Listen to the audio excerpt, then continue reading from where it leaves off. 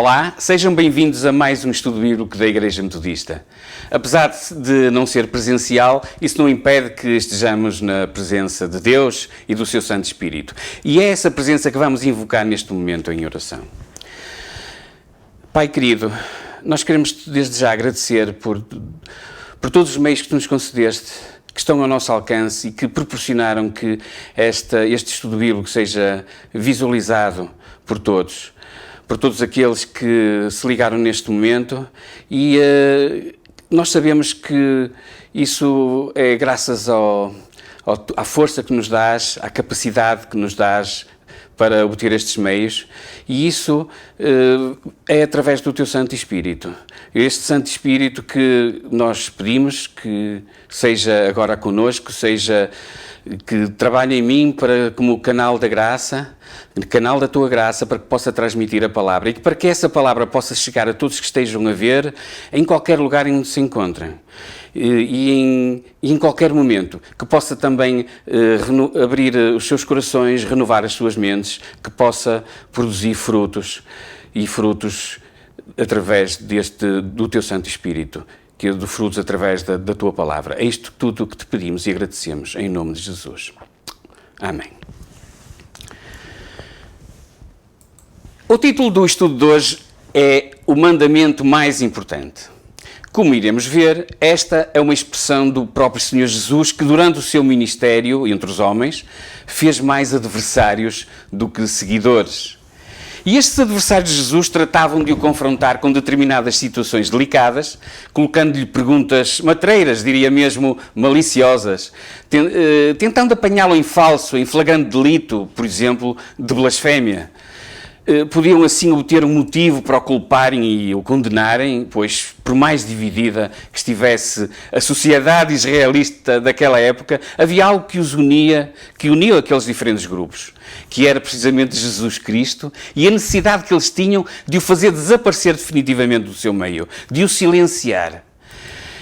E em Marcos 12, nós deparamos com Jesus a ser questionado sobre questões tão diversas como o pagamento de impostos ou a vida depois da morte. Mas havia também quem quisesse encontrar-se com Jesus tendo intenções menos maliciosas, mais sinceras e genuínas. Foi o caso de um certo doutor da lei.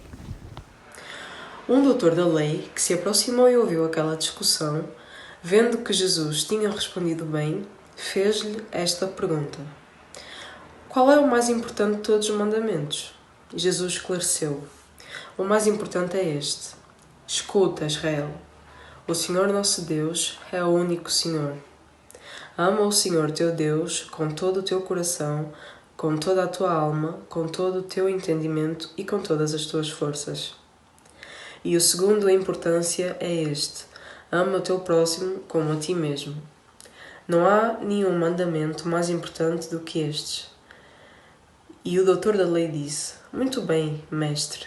Falaste com verdade ao afirmares que Deus é o único e não há outro além dele, que devemos amá-lo com todo o coração, com todo o entendimento, com todas as forças e que devemos amar o próximo como a nós mesmos.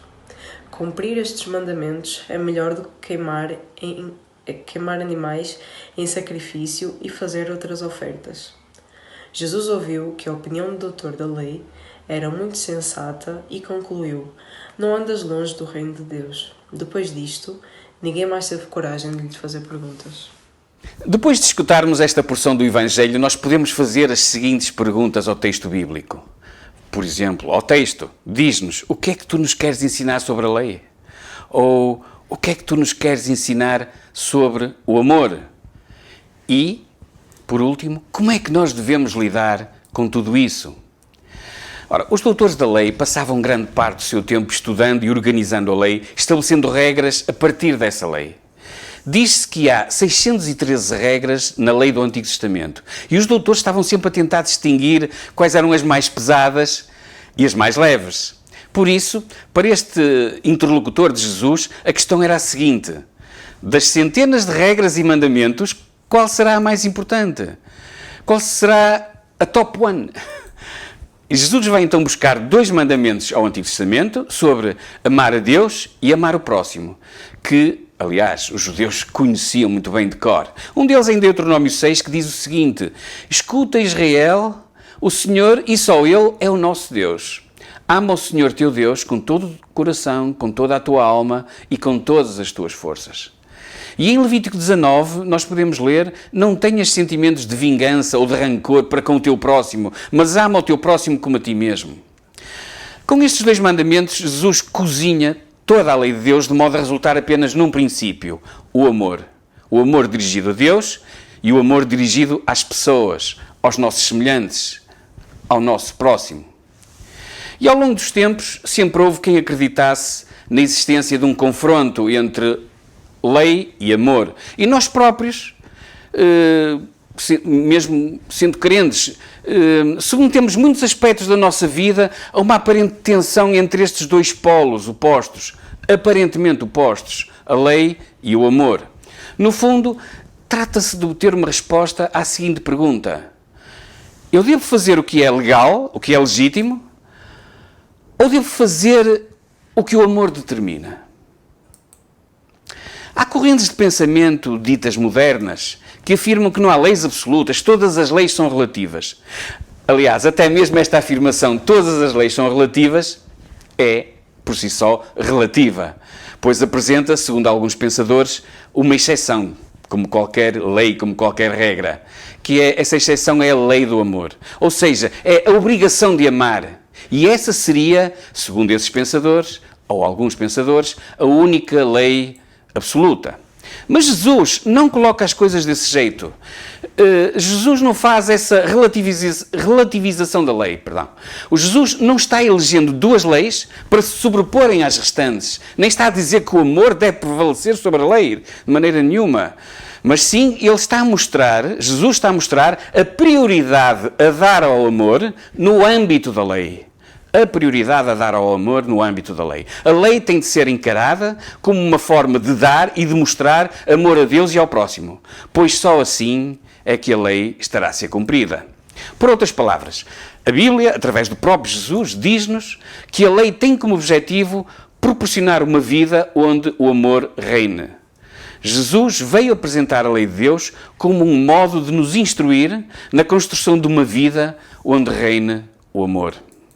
Por isso, cumprir a lei não consiste apenas em evitar fazer o que a lei proíbe. Aliás, se nos limitarmos a evitar fazer o que a lei proíbe, nós nunca estaremos a cumprir a lei. Por isso, nós devemos, em vez disso, fazer tudo o que a lei busca e ser tudo aquilo que a lei busca. E, desse modo, construir a nossa vida, dando lugar ao amor em tudo o que fazemos e em tudo o que somos. Eu posso concretizar através de 4 exemplos. Quando a lei diz, e todos conhecem os 10 mandamentos, por exemplo, não adulterarás, tal pode significar: ama o teu cônjuge, ser um bom marido ou uma boa esposa.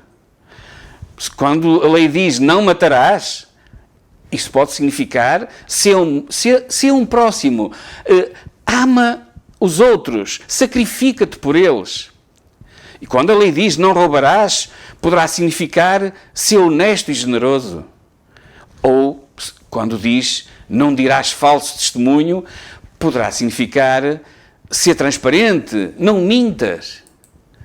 Portanto, todo mandamento proibitivo aponta para um mandamento afirmativo ou positivo. Por isso, em vez de ficarmos reféns de tantas proibições, nós devemos encontrar formas para amar a Deus e aos outros de uma forma profunda. E essa é uma forma de valorizar e de aprofundar a nossa relação com Deus. E acredito que tenha sido esta a vontade que motivou o doutor da lei a fazer aquela pergunta a Jesus. Voltando à nossa pergunta inicial, devo fazer o que é legal, o que é legítimo, ou devo fazer o que o amor determina? Devo fazer o que é amável, ou devo cumprir a lei? E nós tantas vezes colocamos a nós próprios esta pergunta, quando temos que tomar decisões em determinadas profissões, ou até mesmo simplesmente uma decisão de voto. E por que não, nessas situações, colocar esta pergunta a Deus, como aquele doutor judeu fez com Jesus? E a resposta do nosso mestre bem poderia ser a seguinte: Mas como é que tu sabes o que é amável? Ou como é que tu sabes que estás a cumprir a lei do amor? Tu podes pensar com a tua limitada sabedoria que é amável mentir ou esconder a verdade, dar aquelas mentiras piedosas. Mas na verdade te digo, como teu Criador, que tu estás errado.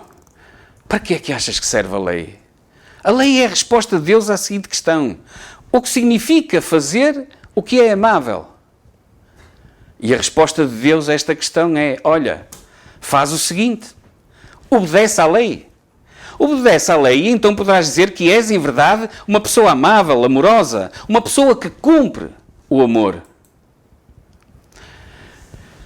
Por isso, se alguém disser aquilo que é amável está sempre em oposição à lei de Deus, portanto que há uma antítese entre lei e amor, no fundo está a dizer: eu sei muito mais que Deus o que é ter um comportamento amável e que beneficie os outros. Como é que isto pode ser possível? Isto não pode ser possível, porque Deus é o Criador de todos nós. É Ele que permite ou proporciona todo o universo de relações humanas. É Ele o legislador, é Ele que faz a lei e é Ele o doador dessa mesma lei. E essa lei reflete dois aspectos muito importantes. O primeiro, a lei reflete o que é que Deus gosta ou detesta ver em nós. Por isso, nós se não obedecermos à lei, como é que poder amar a Deus? Cumprir esse mandamento. Por outro lado, a lei reflete o que é que nós, seres criados à sua imagem e semelhante, precisamos para as nossas vidas. Por isso, se não obedecermos à lei, como poderemos também amar o nosso semelhante ou amar o nosso próximo? Recapitulando, a lei tem de ser encarada como uma forma de dar e de mostrar o nosso amor a Deus e aos outros. E é assim que ela é cumprida. Se o cumprimento da lei fosse uma forma de obter o amor de Deus, cumprir a lei para obter o amor de Deus, nós não estaríamos a fazer bom uso da lei, mas sim a tratar de buscar algo parecido com justificação pelas obras. E reparem, quando o doutor da lei afirma, no texto que ouvimos, cumprir estes mandamentos é melhor do que queimar animais em sacrifício e fazer outras ofertas, ele acerta em cheio.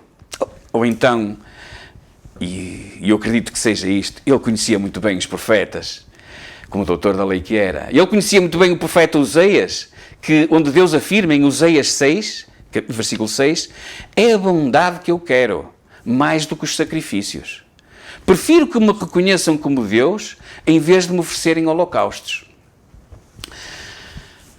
Também não adianta termos um comportamento dentro dos padrões se não tivermos aquela fé que opera por amor. E agora, recorrendo ao Novo Testamento, na Epístola de Gálatas, capítulo 5, nós podemos encontrar o seguinte texto: se estamos unidos a Cristo Jesus, o que importa é a fé que se realiza por meio do amor. A fé que se realiza por meio do amor.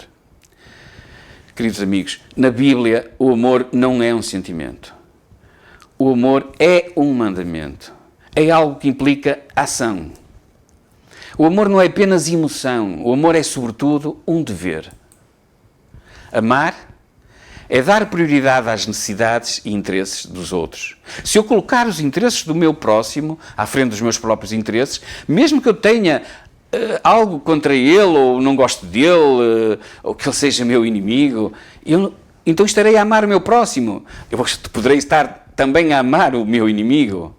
E amar o nosso próximo como a nós mesmos significa procurar satisfazer as necessidades dos outros com toda a alegria, com todo o prazer, com toda a criatividade com que procuramos satisfazer as nossas necessidades.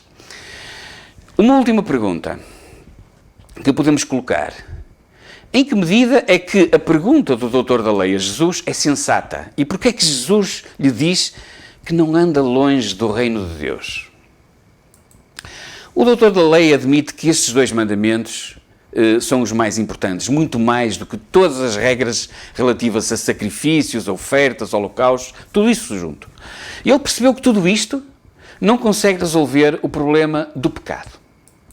No fundo, o doutor da lei reconheceu que o total cumprimento da lei é um patamar é um patamar que, mais do que difícil de atingir, é um patamar impossível de atingir, esse total cumprimento da lei. E assim, quanto mais ele se aproxima desta verdade, mais perto ele está de compreender o verdadeiro significado do Evangelho.